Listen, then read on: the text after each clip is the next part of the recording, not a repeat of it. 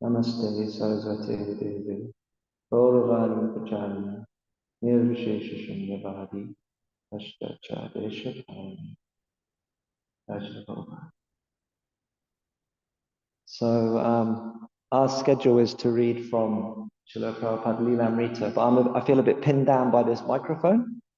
So there's a Srila Prabhupada Lilamrita. Oh, well, there should be a Srila Prabhupada Lilamrita somewhere nearby, and then we can read from Srila Prabhupada Lilamrita before reciting Srimad Bhagavatam. We have a prose verse this morning, so I think that when we get to it, I'll just read the Sanskrit. Great.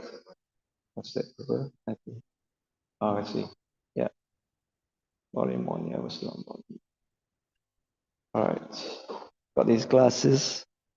They're a bit old. I replaced them, lost the replacements, went back to the old ones.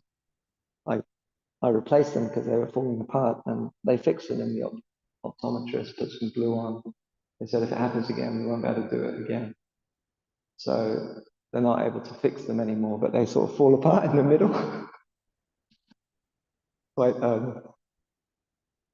quite spectacle at times. Feel like Gopinath Prabhu now.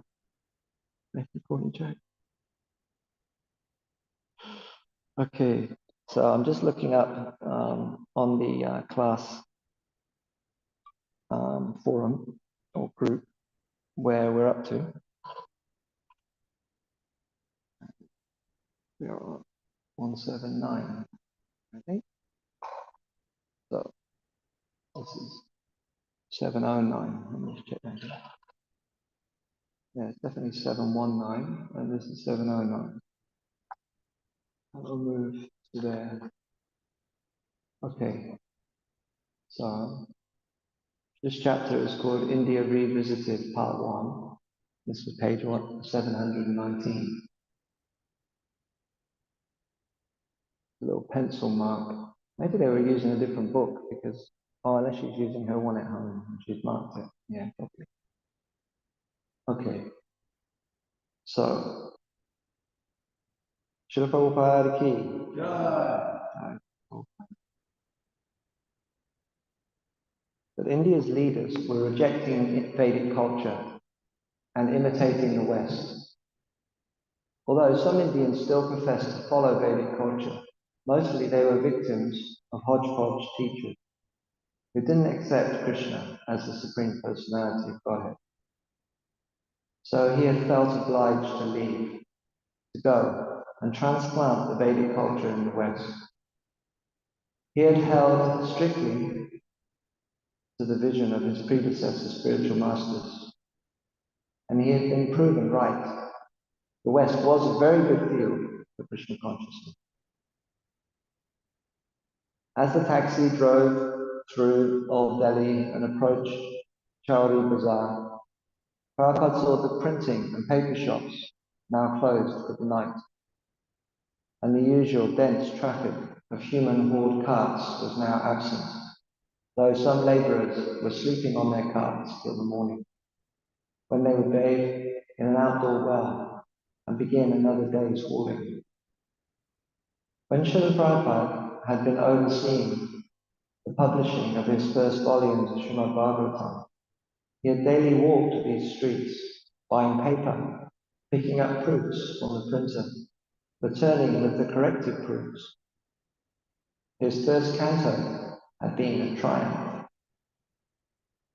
Chowri Bazaar led to side streets that led to the narrow lanes of Chippiwada, where upright metal posts blocked autos and rickshaws from entering. The drivers stopped the taxi on an empty road and turned for his payment. Prabhupada took from his billfold 40 rupees, the same 40 rupees he had carried with him on the boat to America in 1965. But the driver took the entire 40 rupees. Prabhupada took from his billfold 40 rupees, the same 40 rupees he had carried with him on the boat to America in 1965. But the driver took the entire 40 rupees and said he would keep it all as the just fare. Prabhupada protested. The fare should not be even half that. Loudly they argued back and forth in Hindi. The driver had pocketed the money and would give no change. Prabhupada knew that to get a policeman at this hour would be very difficult. Finally, although this had been nothing less than a robbery, Prabhupada let the man go. He cheated me, Prabhupada said.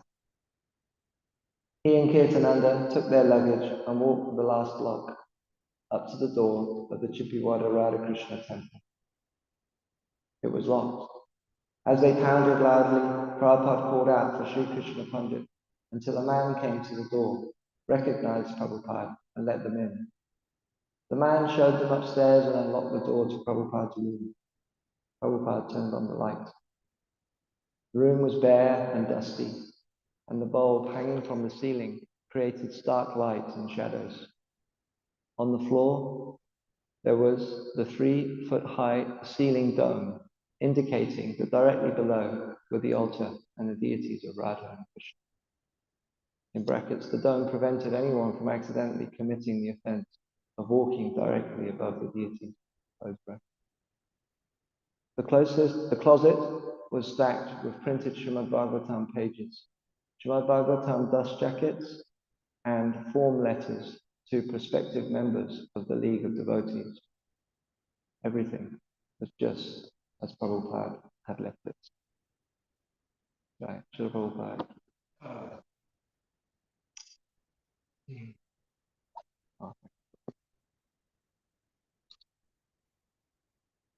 Please repeat. Om Namo Bhagavate Vasudevaya.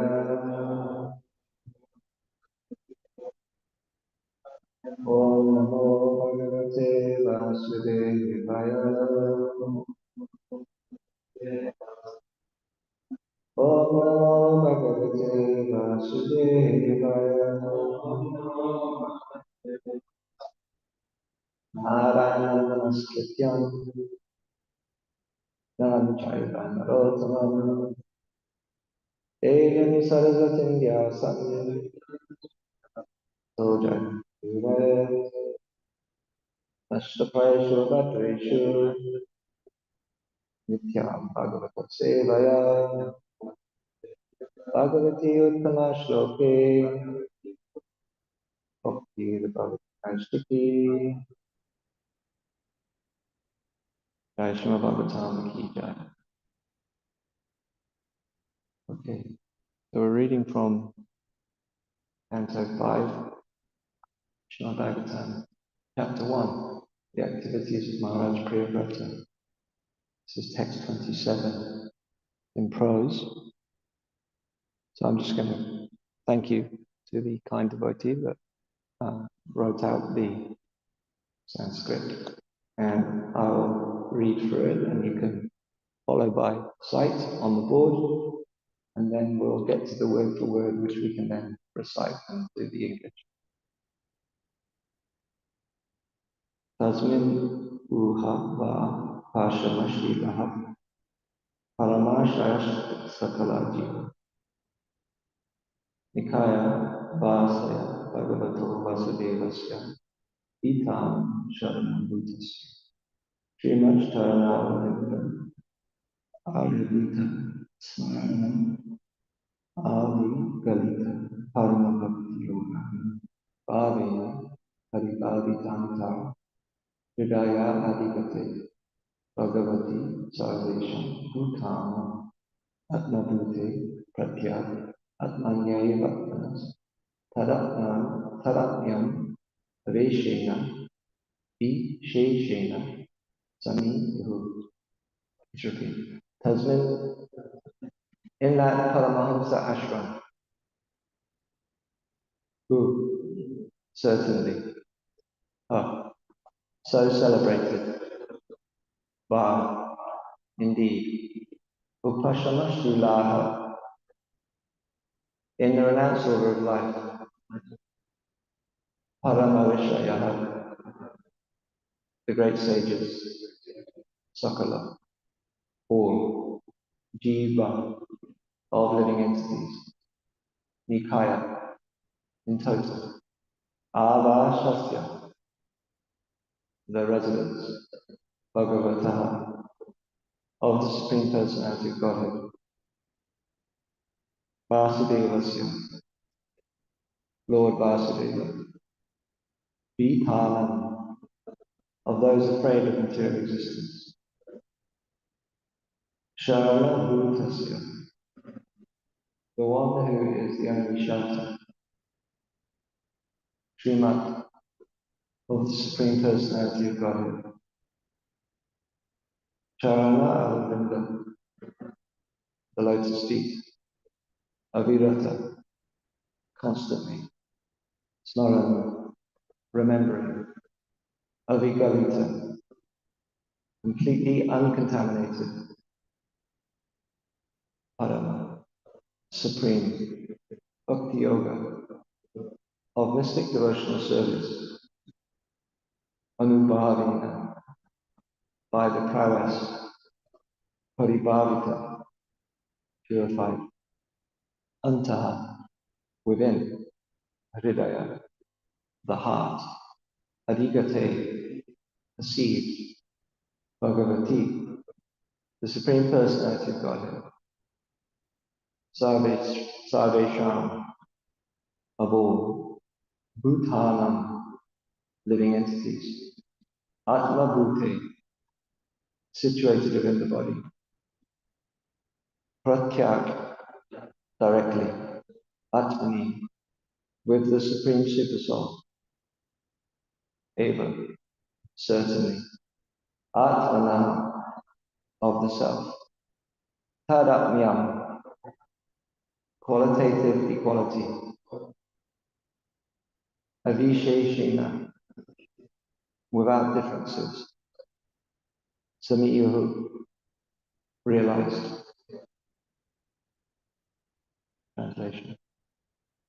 Thus situated in the renounced order from the beginning of their lives, all three of them completely controlled the activities of their senses and thus became great saints. They concentrated their minds always upon the lotus feet of the Supreme Personality of Godhead, who is the resting place of the totality of living entities, and who is therefore celebrated as Vasudeva. Lord Vasudeva is the only shelter of those who are actually afraid of material existence. By constantly thinking of his lotus feet, these three sons of Maharaj Priyavrata became advanced in pure devotional service. By the prowess of their devotional service, they could directly perceive the Supreme Personality of God, who is situated in everyone's heart as the Supersoul, and realize that there was qualitatively no difference between themselves and him.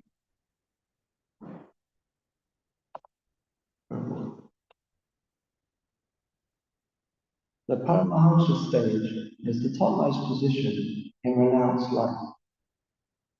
In sannyas, the renounced order, there are four stages: Puticaka, Bahudaka, Paribrajakacharya, and Paramahansa.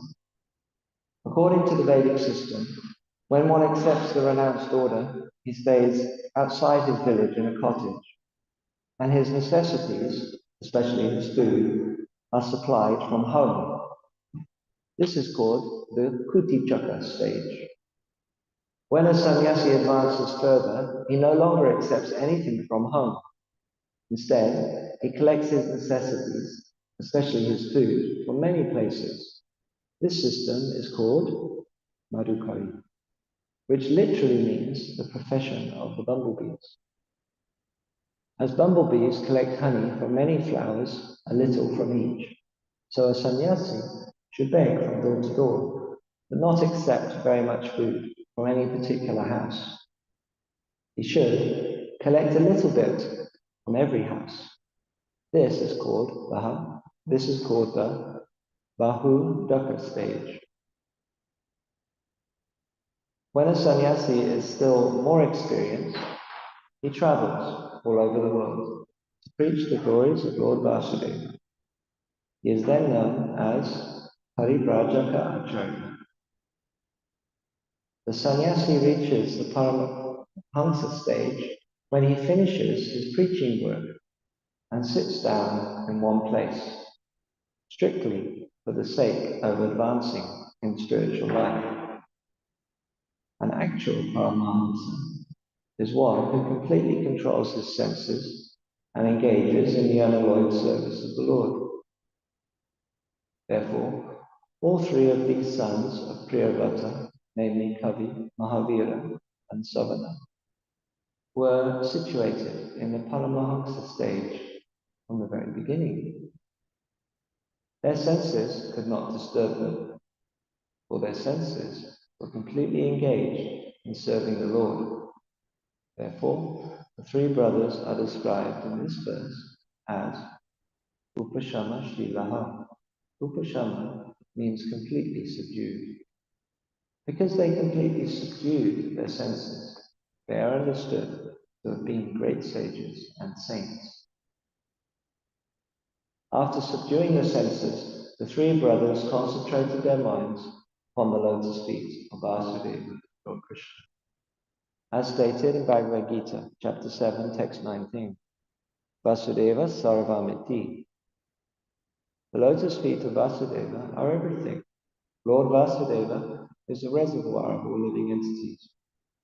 When this cosmic manifestation is dissolved, all living entities enter the supreme body of the Lord, Garbhodakshaya Vishnu, who emerges within the body of Mahavishnu. Both of these Vishnu tattvas are Vasudeva tattvas, and therefore the great sages, Kavi, Mahavira, and Sadhana, concentrated always upon the lotus feet of Lord Vasudeva, Krishna. In this way, they could understand that the supersoul within the heart is the Supreme Personality of Godhead, and they could recognize their identity with Him. The complete description of this realization is that simply by discharging the unalloyed form of devotional service, one can realize the self completely. The Parama Bhakti Yoga mentioned in this verse means that a living entity, by dint of unalloyed devotional service, has no other interest than the service of the Lord, as described in the Bhagavad Gita. Vasudeva Sarvamiti. By Parama Bhakti Yoga, by elevating oneself to the highest platform of loving service, one can automatically be relieved from the bodily concept of life and see the Supreme Personality of Godhead face to face, as confirmed in Brahma Samhita. Premanjana Churita Bhakti Vilocanena Santa Sadeva Hridayeshu Vilokayanti Yamshana Sundaram Chintya Guna Sarupam Govindamadi Purusham Amaham Bhajami. An advanced devotee, who is known as Sat or Saint, can always see within his heart the Supreme Personality of Godhead face to face. Krishna, Shyama Sundara, expands himself by his plenary portion, and thus a devotee can always see him within his heart. Jai Shri Prabhupada ki.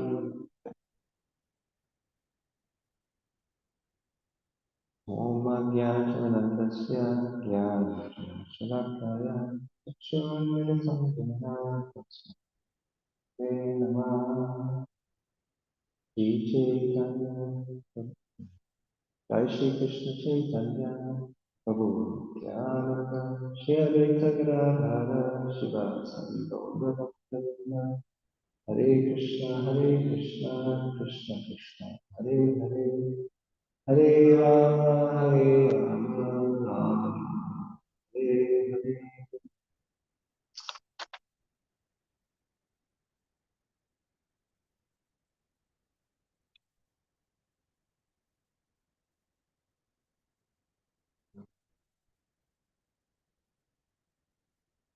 This chapter of Srimad Bhagavatam is Shukadeva Goswami Maharaj Parikshit returning to main storyline of describing ancestral lineages, and we've come to Maharaj Priyavrata, and he's describing his sons. And this particular verse is describing the exalted position and qualities of these three sons of Maharaj Priyavrata.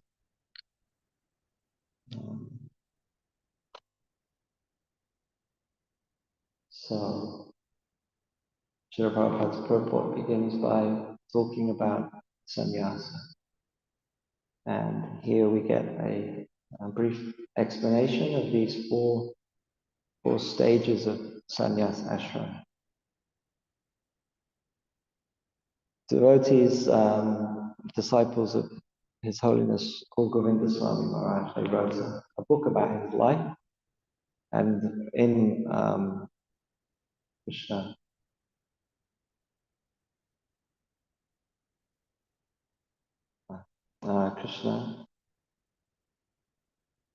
Krishna who embraces his devotee, and I forget the title, but it means the glorification of one who is embraced by the Lord. So he was a very special personality. He was a school teacher up until about the age of 40. He had about 6 children. And at a certain point in his, quite early, like in his 40s, he took sannyas.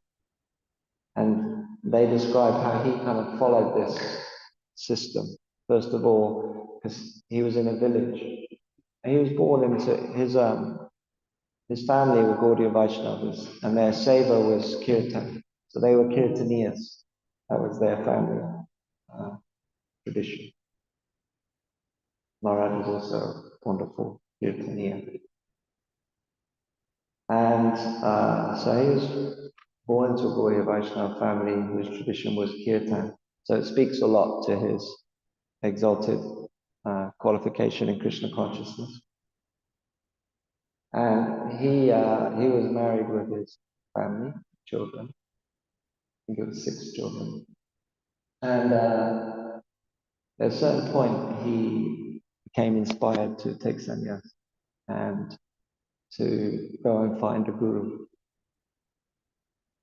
Of course, his family were Vaishnavas, and no doubt he was knowledgeable and learned in Gaudiya Vaishnavism, but he wanted to renounce family life. So I mention it because he's an example of someone who this kind of traditional approach to sannyas, he exemplified that. So first of all, he just moved outside of the village, not too far, just nearby, and his food was provided.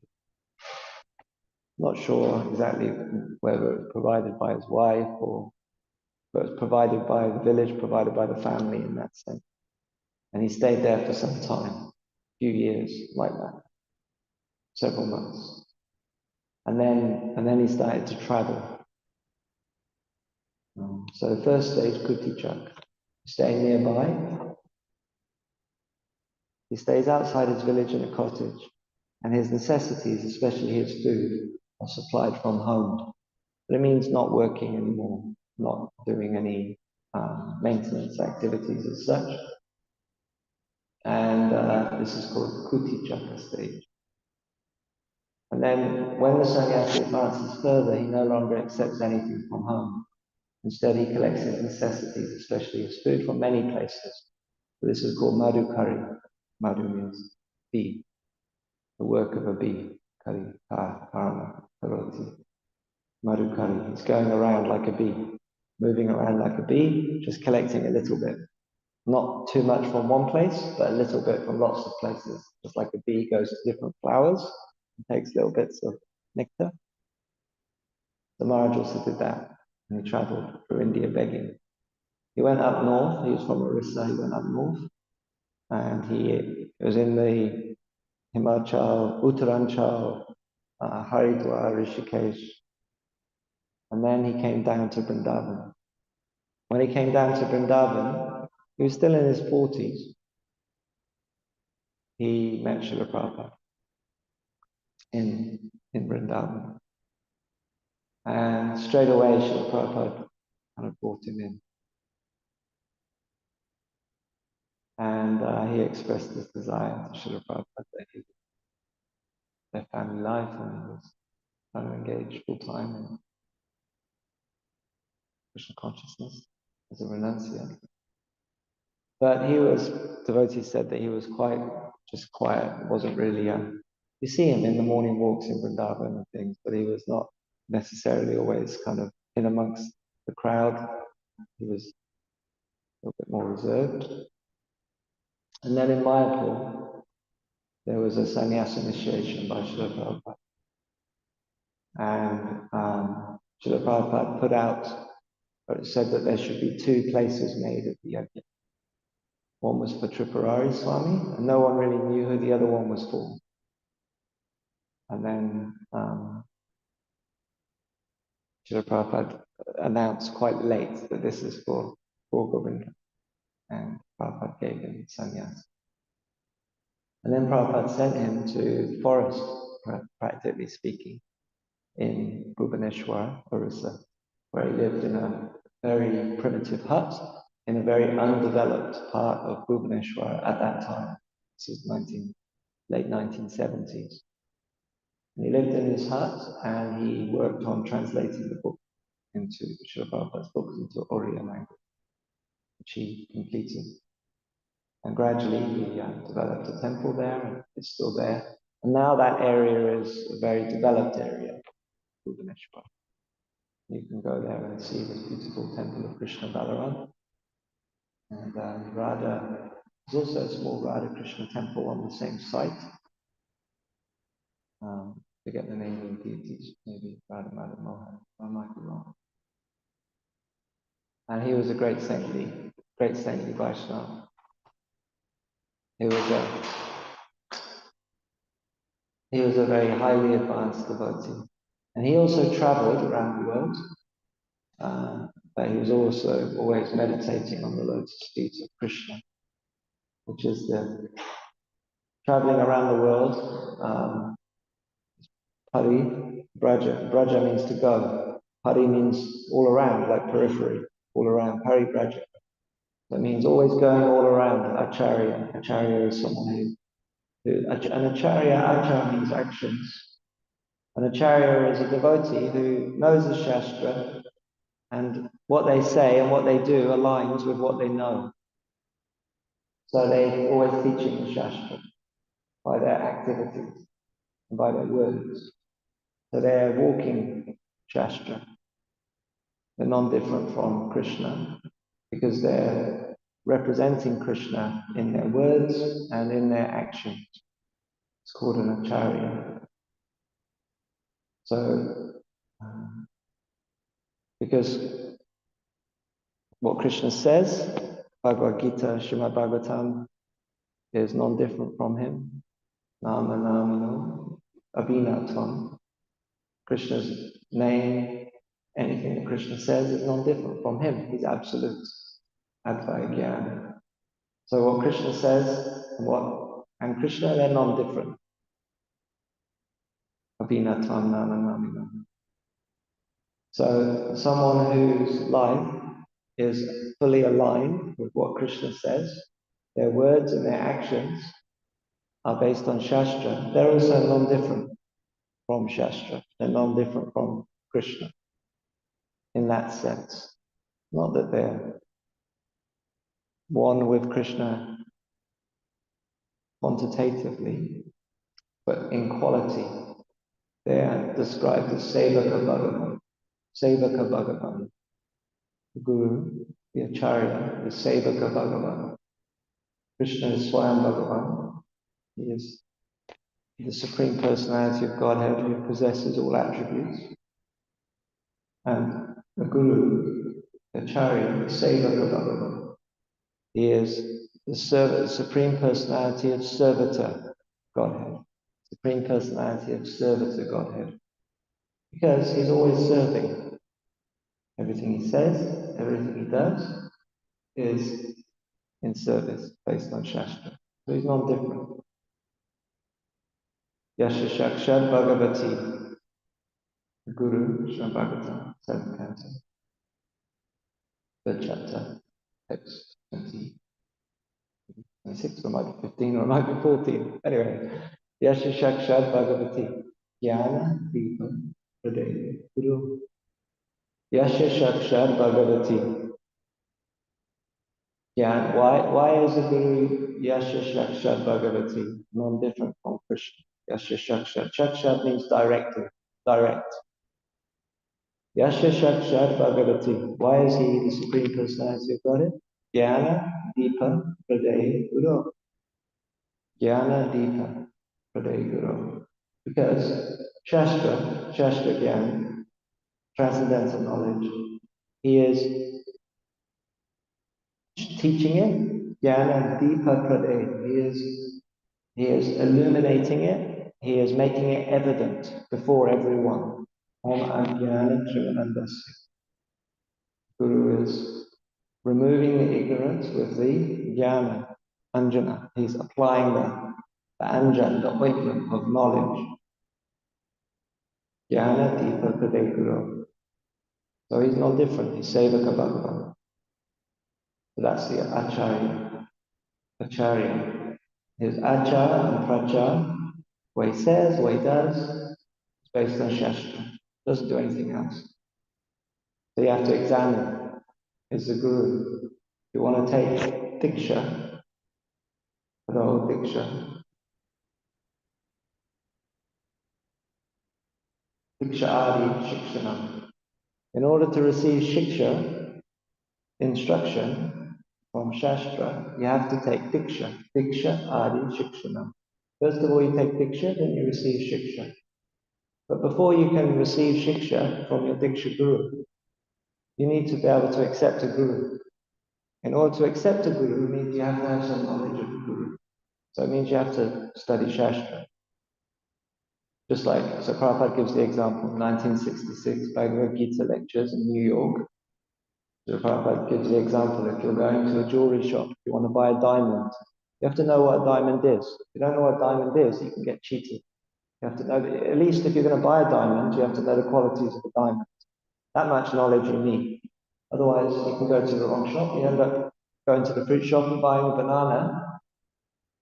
You give your wife a banana, it's not going to be as satisfying as if you give your wife a diamond, because you've bought the wrong thing, because you don't know what you're buying.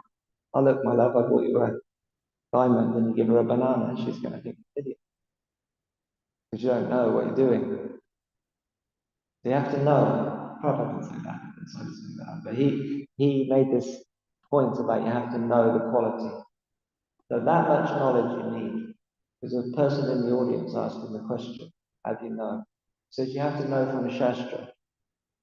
So there's some requirement to know from Shastra. So here, for Vaishnavas, you accumulate knowledge, Shravana, and then you're able to identify the qualities of the Guru,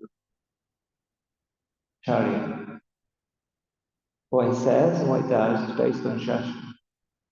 When you see that, then you know this is a genuine devotee Guru. Because what he says and what he does is based on Shastra. Not just in public, but all the time. Fixed in devotion, Brahmanishta. Always doing the same thing. Applying Shastra in his life. Actively, practically serving. Sevaka Bhagavan.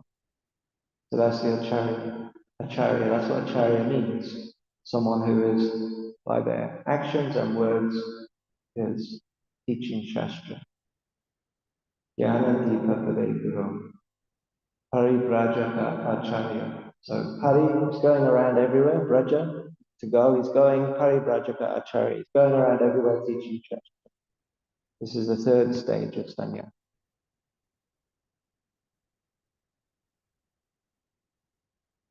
And then the fourth stage is called Paramahansa, when he finishes his preaching work and sits down in one place, strictly for the sake of advancing in spiritual life.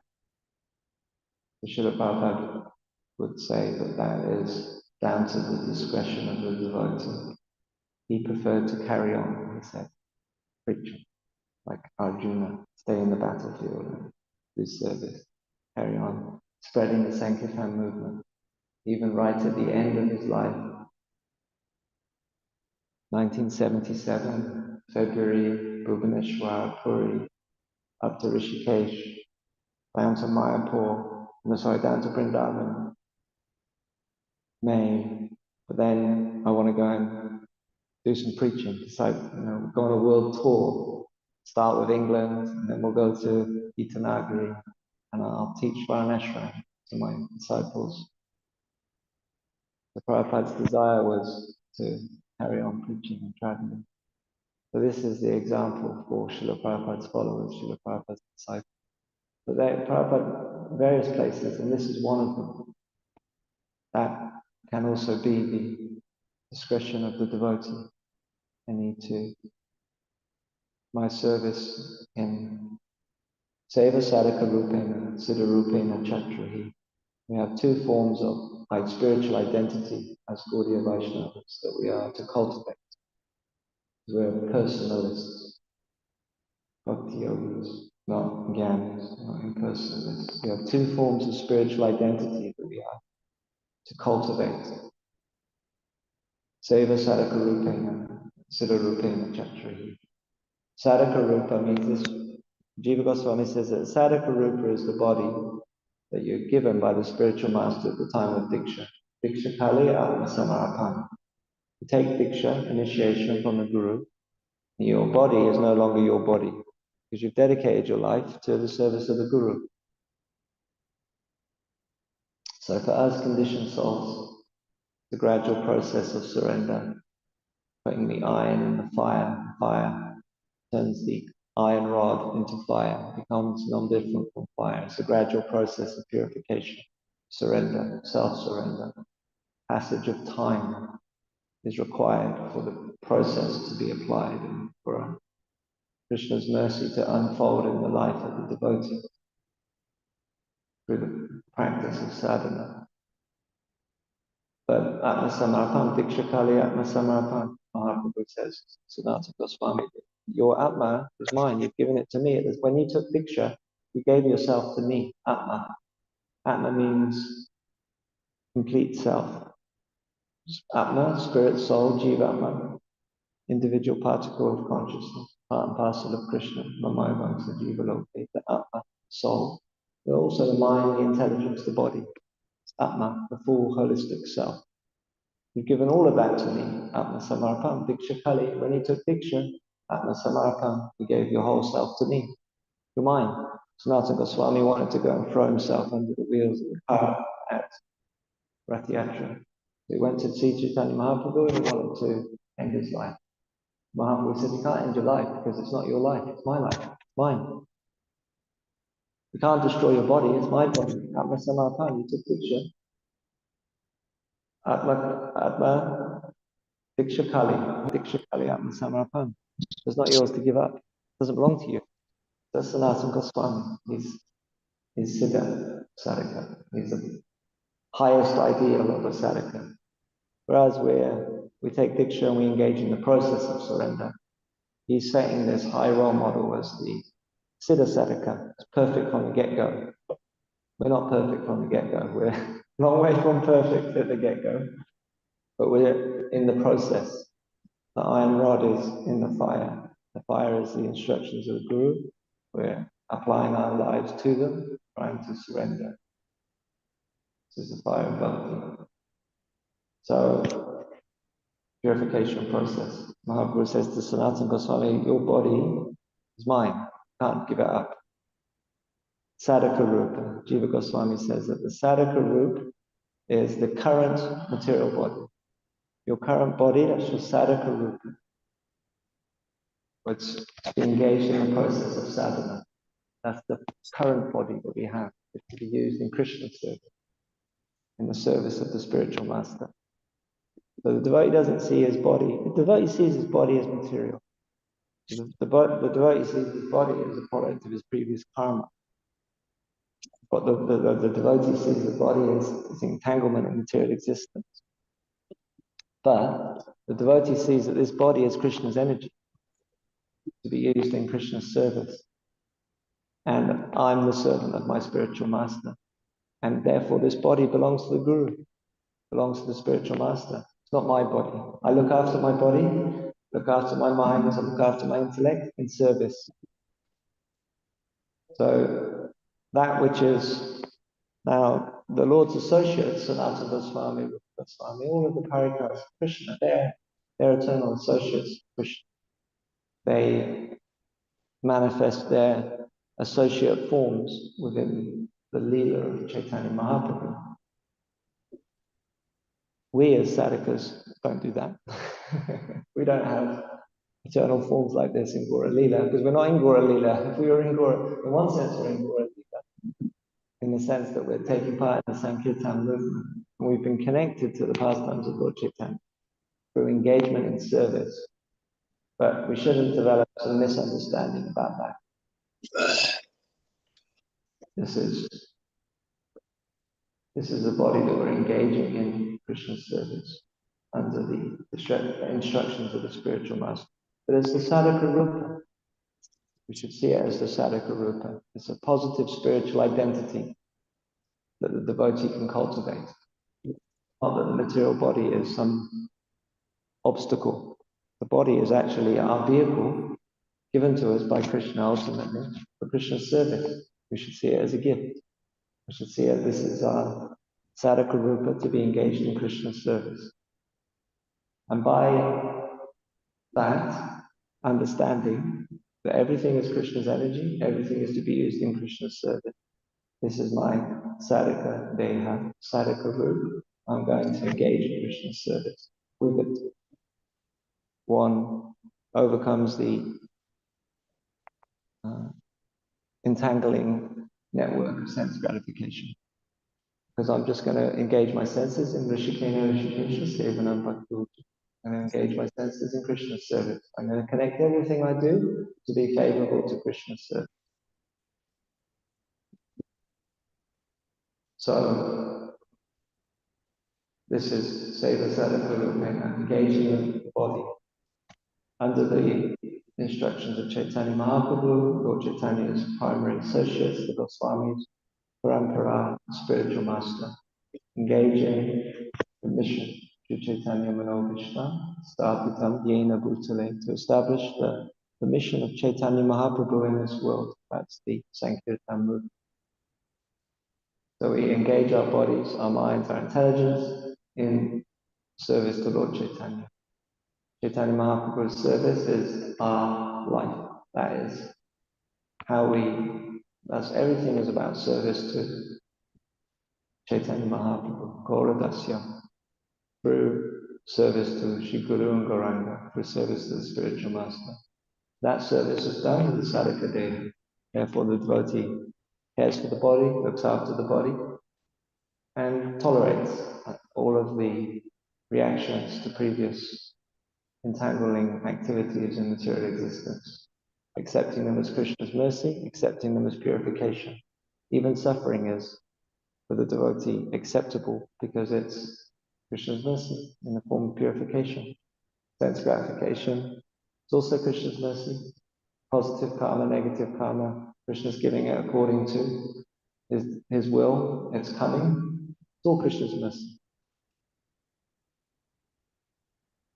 Everything's Krishna's mercy, ultimately. And we engage in Krishna's service with his present body. So we have a positive spiritual identity. Gaura Dasas, as servants of Chaitanya Mahaprabhu, servants of Chaitanya Mahaprabhu's Sankirtan movement. That's Seva Sadhaka Rupena. Consider Rupena Chakrahi. Through the cultivation of Krishna consciousness, our attachment to Krishna develops. And as our attachment to Krishna develops, our relationship with Krishna reawakens, unfolds, is revived through the hearing process. And through that hearing process of cultivating attachment to Krishna, generally, Krishna and Vrindavan as the object of our service, as Swayam Bhagavan. And then through the hearing process, specific attachment to Krishna, that Krishna bestows, Krishna attracts the sadhaka to him, as he wants him to serve him. In that attraction to Krishna is the nature of one's eternal relationship with Krishna, which is the basis for one's continued hearing about Krishna in the way that Krishna is attracting the devotee to serve him.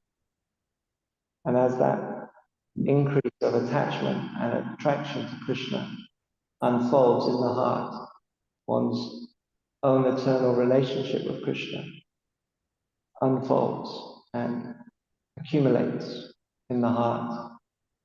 One's own identity and relationship to Krishna's eternal service is revealed within the heart through the hearing and chanting process under the guidance of Krishna's associates. Those associates' mercy unfolds in the heart of the sadhaka through the hearing and chanting process, by which one understands Siddha Rupena Chatrahi, the nature of his eternal attachment to Krishna, eternal relationship with Krishna, an eternal form in Krishna's eternal service. So, Siddha Rupena Chatrahi, the sannyasi reaches the Paramahamsa stage when he finishes his preaching work and sits down in one place for the sake of advancing. This is already very, very advanced, established Krishna consciousness within the heart that one can cultivate by sitting in one place and chanting Hare Krishna, the Paramahamsa. So, for a devotee who is established in Seva Sadhaka Rupena, Siddha Rupena Chatrahi, then the senses can't be a cause of disturbance because the senses are completely engaged in Krishna's service. So subdued, Prabhupada uses, but subdued is the form devotee is endeavoring.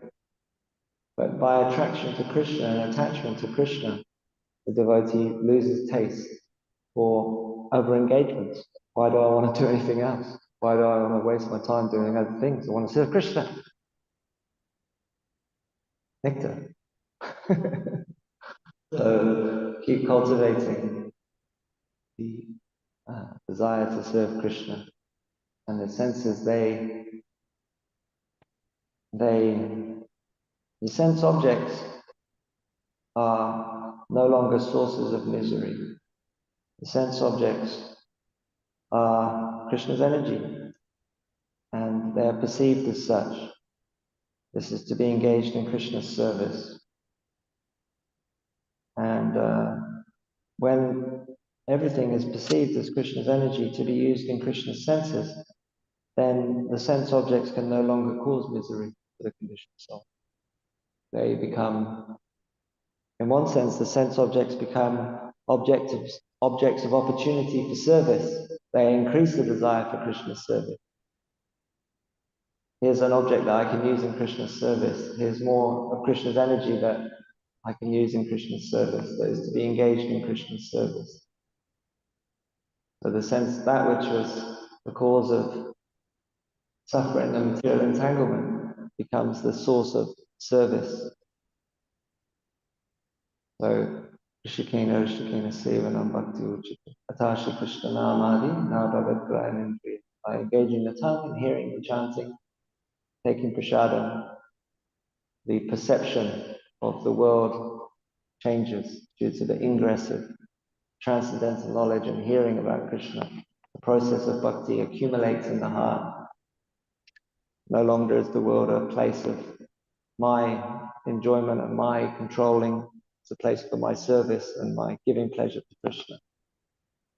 So it's a transformation of consciousness through the awakening of development of loving service to Krishna. eventually wants to see Krishna face to face. And Paramatma in the heart manifests. For the devotee, Paramatma is not present. It's Shyamasundar who's in the heart of the devotee. Prabhupada explained that here in his translation of Brahma Samhita. Shyamasundar Krishna, actually Radha Krishna are present in the heart. Chaitanya Mahaprabhu present in the heart as the object of service. Okay, I'm going to stop there. Thank you for your kind attention. Srila Prabhupada ki, Srimad Bhagavatam ki. Any breakfast to be served in a few minutes? Any queries, comments, questions, Prabhu? We know relationship.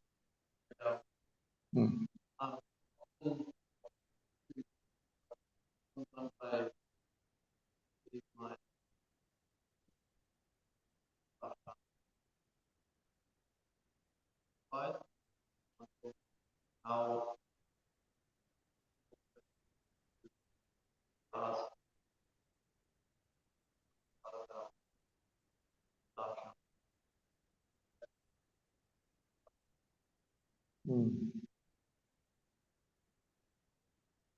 Yes, good question. Well, I mean, we're reading Shastra, and as we're studying Shastra, reading Shastra, then we're noting questions. Then that becomes a good basis for discussion, Shastra. So if we're reading, studying Shastra to understand the Siddhanta, and we are following our topics of study, cultivating our understanding of Shastra by study, then naturally we'll have questions. If we get into a bit of mechanical kind of sadhana, then that can sometimes not happen. We're not so engaged because we're not actually pursuing our cultivation of transcendental knowledge. It's ongoing process of reciprocation and meditation with Krishna in the heart. And we're engaging with Krishna through Shastra, learning, accumulating philosophy, Siddhanta. But if we're engaged in the hearing process with eagerness, then generally we'll see that there's always something coming up, and we'll be developing conceptions within our consciousness, within ourselves. And we're always seeking to clarify, this is my meditation, this is my understanding. What do you think? Sharing meditation, sharing your understanding with devotees. Then the regulative aspects of it, like you mentioned about sounds like some sort of regular kind of mentor type check-in. It's got some sort of schedule, I'm imagining, I don't know, but something like that. It's not so much it becomes an opportunity to share my meditation, share my understanding, share what I'm thinking, share my experience. So then that becomes enlivening.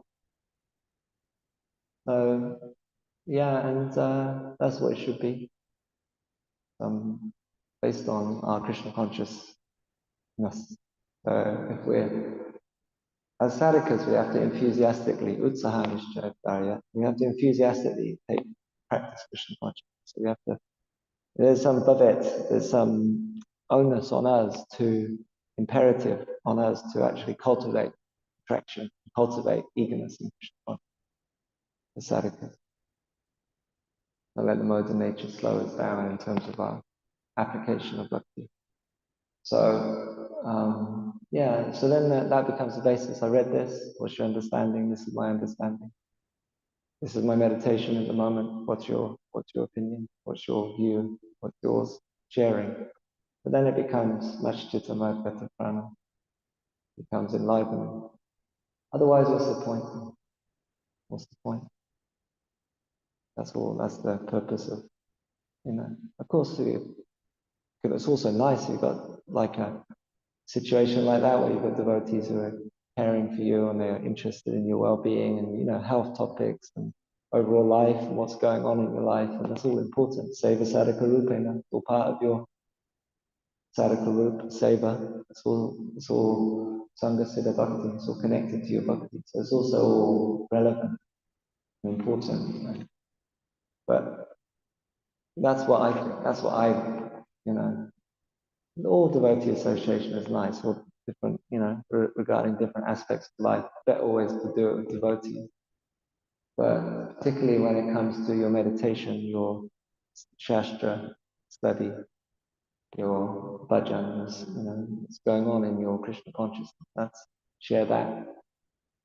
And then that's enlivening for people. And any interaction with devotees is always good, even if you're left doubtful, contemplating something afterwards. That's also good. It's all good because it's a stimulus for more Krishna consciousness, more inquiry. What's going on? Why is that? It's all good. So, yeah, that's what came to mind when you asked that question. Maybe there's something helpful.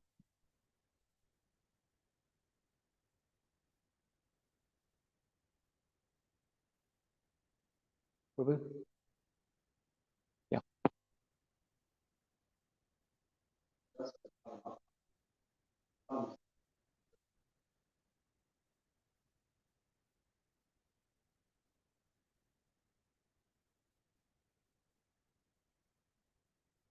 Yeah.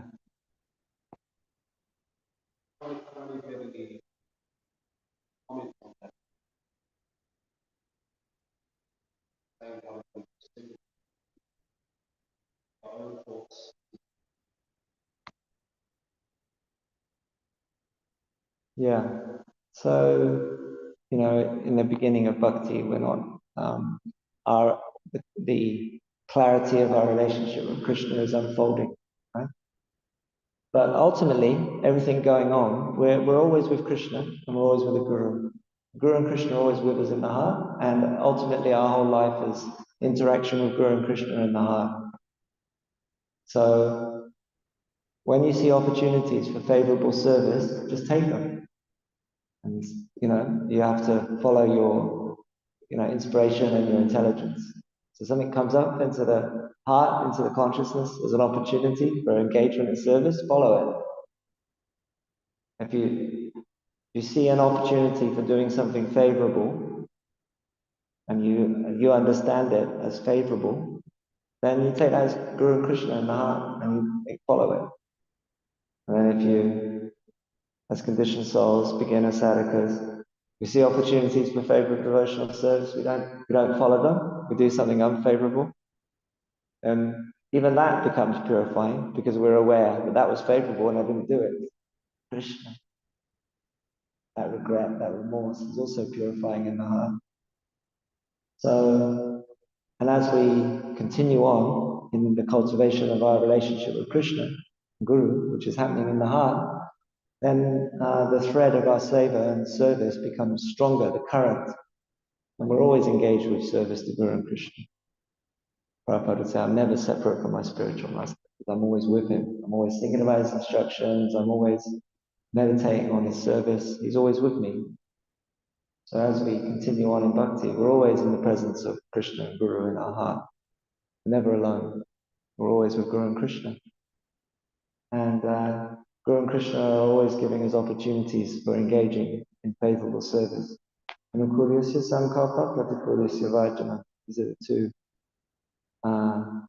directions of surrender. Am I going to engage in what's favorable? So it's always a continual process of what's favorable for me now. And Krishna is always giving intelligence in the heart, and we're following the instructions of our spiritual master. Spiritual master's in the heart. We're following his instructions. So yes, Krishna. We're always with Krishna. And as we cultivate our bhakti, accepting what's favorable, rejecting what's unfavorable, then the meditation and absorption in Krishna just continues to get deeper and deeper. Bible distribution is great. Field for being led by Krishna in the heart, to try and connect others to his service. But say, try not to get in the way, right? When you don't get in the way, then things happen beyond you. It's nothing really to do with you. To do with you and making a favorable decision to engage in Krishna service. Krishna incidentally will make use of this way beyond anything to do with us. So it's a cumulative process.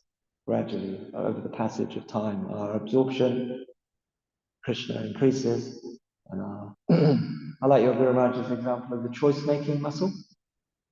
It's a good kind of metaphor. We strengthen the choice-making muscle. Another muscle, like the weightlifters. My Guru Maharaj also talks about that. The weightlifting. You can't just walk into the gym and do 100 kgs. You have to walk into the gym, start with 5 kgs, build it up, and you get to 10. So built up choice-making muscle. Surrender to Krishna is a cumulative process. It's all accumulative. And the passage of time is required. Generally, we talk about offences being the cause of obstacle. That's a fact. But also, the passage of time is needed. Not all just due to offences. Also, that bhakti accumulates over time. It starts as a little small thing called shraddha. Even Baba is described as a praying Surya Amsa. It's just a ray of the light of praying. A ray, a small shaft. So Asakti is even smaller than that. Ruchi is smaller, Nishta is smaller. And Shraddha is just a little bit. But it takes the passage of time. Acharyas use this terminology, passage of time. Bhakti accumulates in the heart. It's accumulative. It comes from Shraddha. It goes up. Shraddha is always there as a basis. It goes up. So yeah, as we keep going and making favorable choices, following the instructions of the Guru, and we're getting more clarity. But devotees always want to get input from others. This is my meditation. This is what I'm seeing as favorable. Share your meditation. And then devotees can also, hear from others. Sometimes they might say something useful. Sometimes maybe not. But so it builds up in the heart. It's all Krishna. Your intelligence is Krishna, given by Krishna. Super soul is giving intelligence, that's Krishna. Shastra is the basis for our cultivating knowledge, our paradigm of knowledge comes from Shastra, that's Krishna. So it's accumulating, it's all accumulating. Yeah. And the devotee is always receiving direct. The devotee's meditation is always with Krishna. We're always hearing from Shamasundara Krishna in the heart. That's what bhakti is. It's a direct process of connecting with Krishna through Guru, through Prabhupada. So it's nectar, the amazing mercy of Srila Prabhupada, spiritual masters, that we come in contact with Krishna, process of bhakti. Okay, we'll stop there. Thank you very much. Srila Prabhupada ki jai. Jai Jai Sitanath Nitai Gaur Premanandi.